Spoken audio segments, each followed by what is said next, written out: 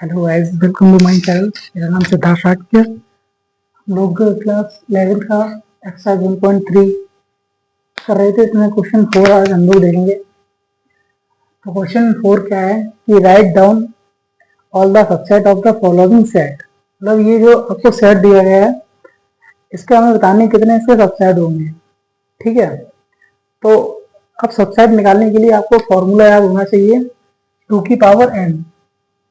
2 की power n आप formula याद होना चाहिए, तभी हम निकाल पाएंगे। ये n क्या है इसमें, तो n है आपका नंबर ऑफ एलिमेंट।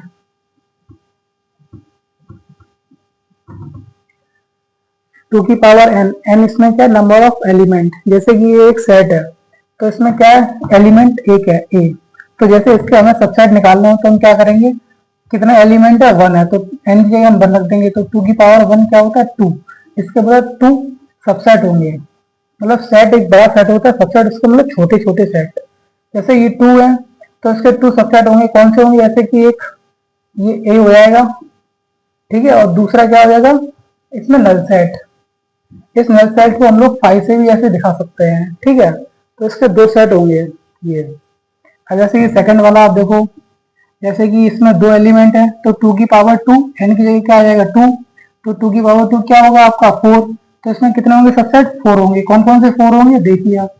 पहला ए हमारा, कॉमा, फिर दूसरा बी, फिर तीसरा ये दोनों आ जाएंगे इसमें, ए कॉमा बी, और फिर लास्ट में आपका क्या बच जाएगा, ये नल सेट, जैसे 5 सेट भी बोल देते हैं।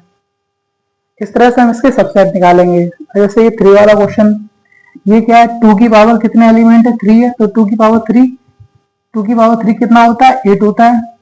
तो इसमें कितने होंगे आपके 8 सबसेट होंगे। पहला सेट 1, दूसरा सेट 2, तीसरा सेट ये 3 हो जाएगा, फिर 1 2 हो जाएगा चौथा सेट, और पांच में आपका हो जाएगा 1 3, छठा आपका 2 3 हो जाएगा,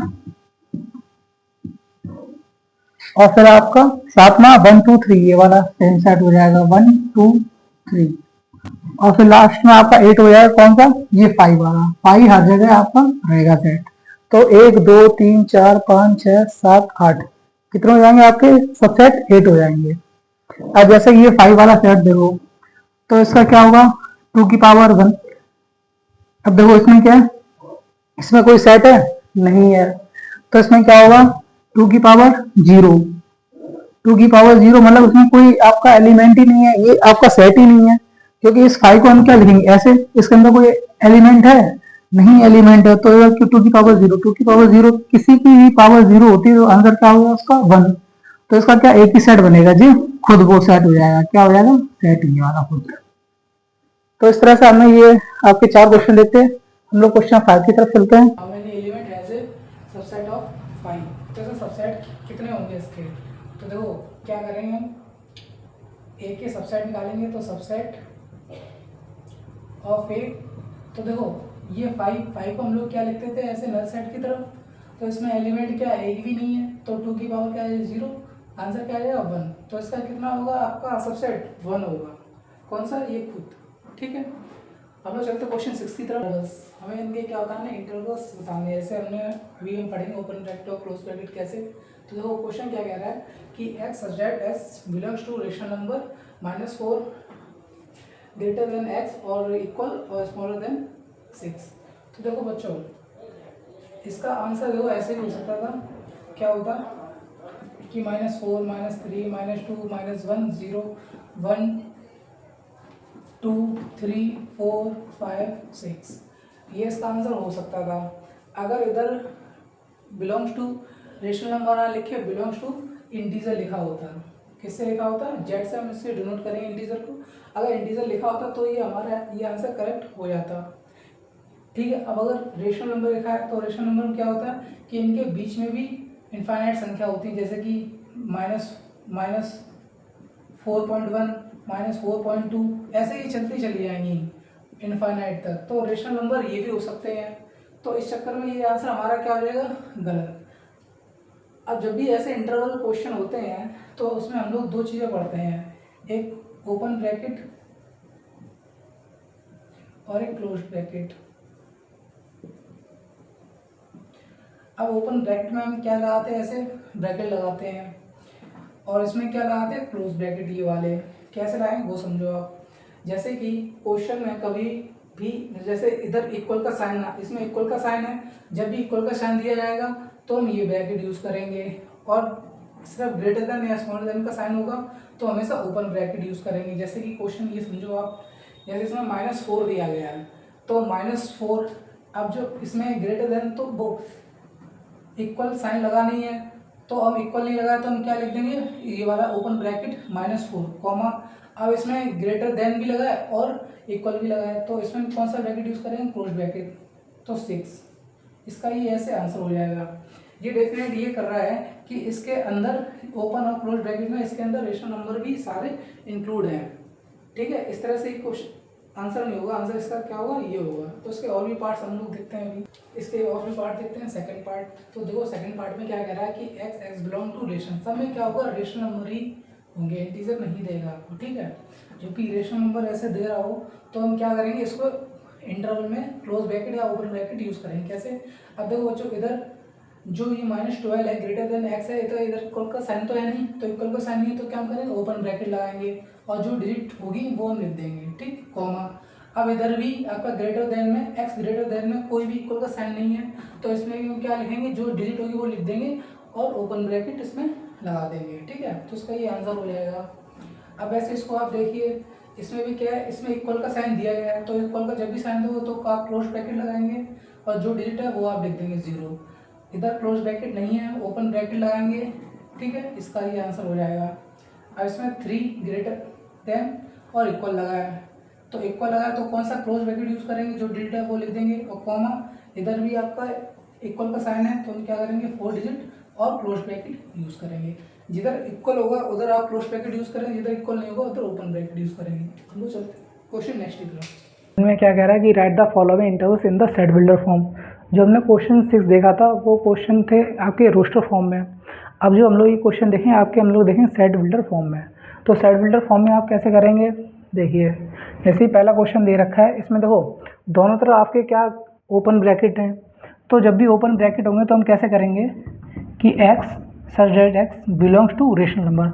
हमेशा आप ऐसे वाले क्वेश्चन, इंटरवल वाले क्वेश्चन, हमेशा आप बिलोंग्स टू क्या करेंगे, रेशनल नंबर। ठीक है, फिर कॉमा, अब -3 है तो आप -3 लिखेंगे। ठीक है, ओपन ब्रैकेट है तो आप इक्वल का साइन नहीं लगाएंगे, ग्रेटर देन x, फिर ग्रेटर देन आप 0, तो 0 में भी आपका क्या लास्ट में ओपन ब्रैकेट है तो हम इधर इक्वल नहीं लगाएंगे। ठीक है, अब जैसे ये सेकंड वाला क्वेश्चन देखो आप, तो इसमें क्या करेंगे, x सच दैट x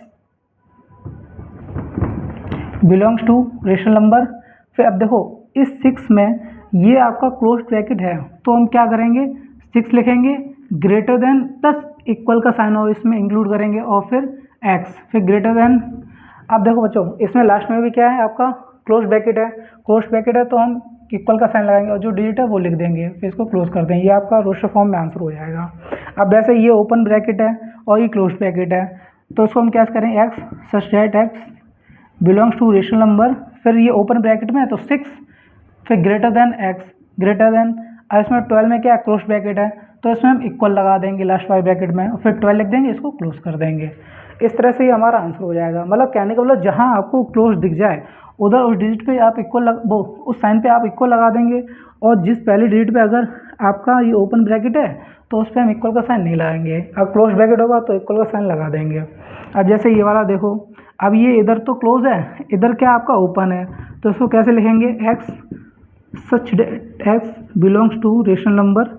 अब -23 क्या है, क्लोज है, तो -23 लिखेंगे, फिर इसमें इक्वल का साइन लगा देंगे, फिर x। अब देखो इसमें ओपन ब्रैकेट है, इसमें इक्वल का साइन नहीं लगाएंगे, तो इक्वल साइन नहीं लगाया हमने, 5, और फिर ब्रैकेट क्लोज। इस तरह से हमारी क्या हो जाएगी, सेट बिल्डर फॉर्म हो जाएगी। हम लोग क्वेश्चन अब 8 की तरफ चलते हैं। 8 में व्हाट यूनिवर्सल सेट, मतलब यूनिवर्सल सेट पूछा गया इन दोनों का। अब सबसे पहले बात आती है कि यूनिवर्सल सेट होता क्या है। तो देखो जैसे यूनिवर्सल सेट क्या होता है समझिए आप। सबसे पहले जैसे सपोज डेट एक ये हमारा सेट है, ऐसे 1 2 3 4 5 6 7 8 9 10, ठीक है, ये आप यूनिवर्सल सेट है।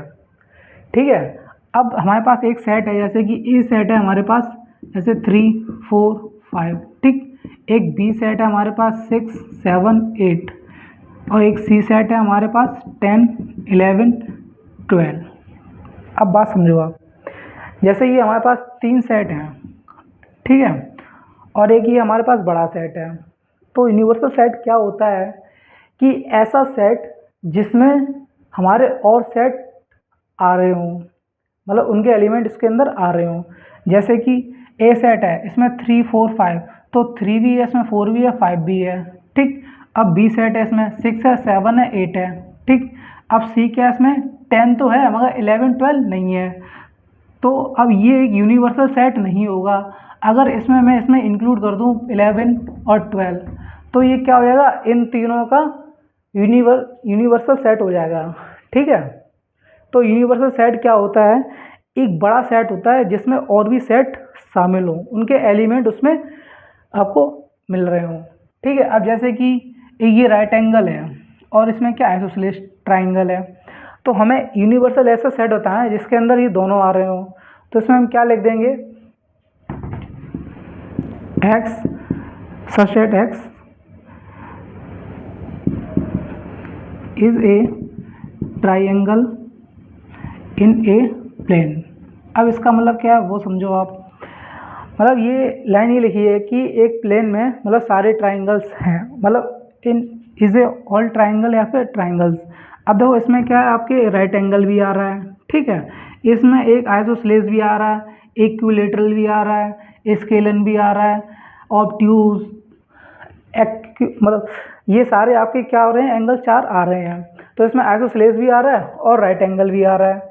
तो इसकी क्या, दोनों के आंसर क्या हो जाएंगे हमारे, ये is a triangle in a plane. तो इस उम्मीद है आपको समझ में आया होगा। एक बार फिर से आप देख लें, जैसे राइट एंगल, आइसोसेलेस, ट्राइंगल, ये किस यूनिवर्सल सेट में आएंगे, तो कौन सा होगा जिसमें हमारे सारे ट्राइंगल आने चाहिए। तो इसकी क्या उत्तर हो जाएगा कि x is a triangle in a plane, मतलब एक प्लेन में ये सारे आपके ट्राइंगल्स लाई करेंगे जिसमें ये चारों आपके ट्राइंगल आने चाहिए, ठीक है। जैसे इनसे आप समझ सकते हैं यूनिवर्सल सेट से। हम लोग क्वेश्चन 9 की तरफ चलते हैं कि गिवन द सेट, एक सेट ए गिवन है हमें 1, 3, 5 इसके एलिमेंट और 2, 4 बी का है 2, 4, 6 और सी 0, 2, 4, 6, 8। फिर which of the following may be consider universal set. हमसे क्या पूछा जा रहा है, यूनिवर्सल सेट पूछा जा रहा है। अभी हमने पीछे यूनिवर्सल सेट पढ़ा। यूनिवर्सल सेट क्या होता है, जिसके अंदर ये तीनों एलिमेंट आ रहे हों। तो देखो सबसे पहले देखो 0, ठीक, 1, 2, 3, 4, 5, 6, 8 ये आ रहे हैं। तो देखो तीसरा पहले हम इसको चेक कर लेते हैं, 0, 1, 2, 3, 4, 5, 6, क्या 8 इसमें है, इसमें 8 आ रहा है, तो इसका आंसर नहीं होगा क्या इसमें। अब देखो 5 कोई मतलब नहीं बनता, ये आपका एक छोटा सेट है।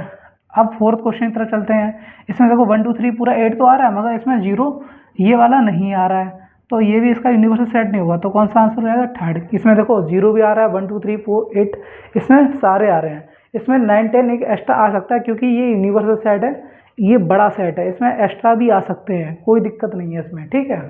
इस तरह से हमारा थर्ड आंसर हो जाएगा। अब कल हम लोग इसके नेक्स्ट एक्सरसाइज देखेंगे, ठीक है। एक्सरसाइज 1.4 आज यहाँ तक ही रखते हैं हम लोग।